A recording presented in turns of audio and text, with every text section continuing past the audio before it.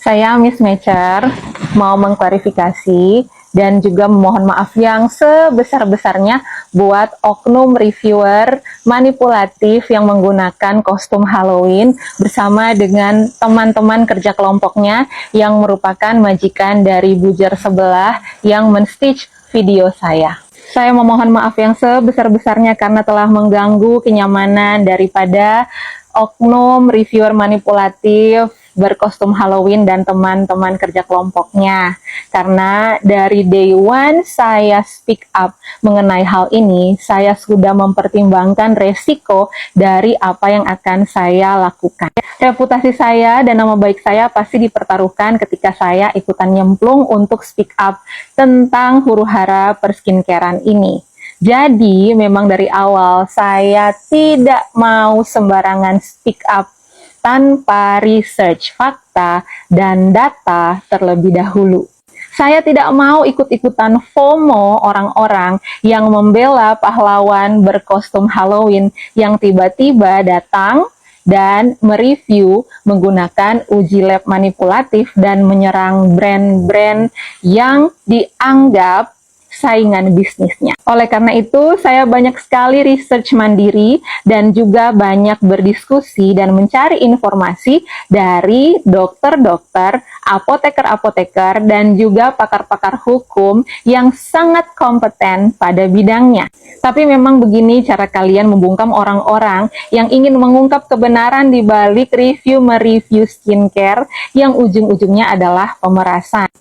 Ada dua VT saya yang di-report berjamaah dan di-take down. Ini yang pertama dan ini yang kedua. Yang ini sudah pernah di-take down satu kali, saya naik banding, dikabulkan sama TikTok, di-take down lagi, jadi nggak bisa dipulihin. Yang ini tuh berbicara tentang yang 15M chatan dari siapa ke siapa yang nggak ngerti itu guys.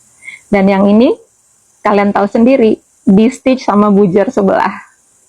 Kemarin sempat ada mbak-mbak topi kuning yang coba untuk speak up tentang ini, tapi berseberangan dengan kalian dan langsung terjadi apa? Persekusi online berjamaah lewat bujer-bujer 125.000 yang berterbangan di udara. Akhirnya mbak-mbak itu menyerah dan membuat video klarifikasi dan minta maaf. Terus kalian mau saya melakukan hal yang sama? Tidak akan, Ferguson. Saya tidak akan pernah mau masuk ke dalam kubu pembuli, pemfitnah, pembenci, penipu, dan juga pemeras. Mohon maaf. Semua yang memiliki pandangan yang berbeda dengan kalian teriak-teriak bujar, punya majikan, begitu aja terus narasinya. Begini nih kalau bujar teriak bujar, penipu teriak penipu. Satu fakta yang harus kalian ingat terus dan jangan pernah lupakan bahwa majikan kalian itu pernah menipu masyarakat dengan menjual produk yang tidak memiliki BPOM-nya, tidak ada izin edarnya. Jadi dia menipu dengan menggunakan NA BPOM dari produk yang lain. Jadi satu NA dipakai beramai-ramai, well. Dari penampaiannya, brand A 34 kali hydroglow. Saya cek nomor BPOM-nya, nggak cocok, nggak ada tuh produk terdaftar brand A 34 kali hydroglow cell infusion drink. Yang paling mendekati sih hydroglow infused drink, itu juga baru terbit di bulan Agustus, diproduksi oleh pabrik ini. Sedangkan produk 34 kali hydroglow disebutkan diproduksi oleh pabrik D, yang adalah perusahaan internasional bersertifikasi CPOP. Masa sih salah tempel? Masa sih memproduksi produk yang belum terdaftar? Kenapa bisa begini?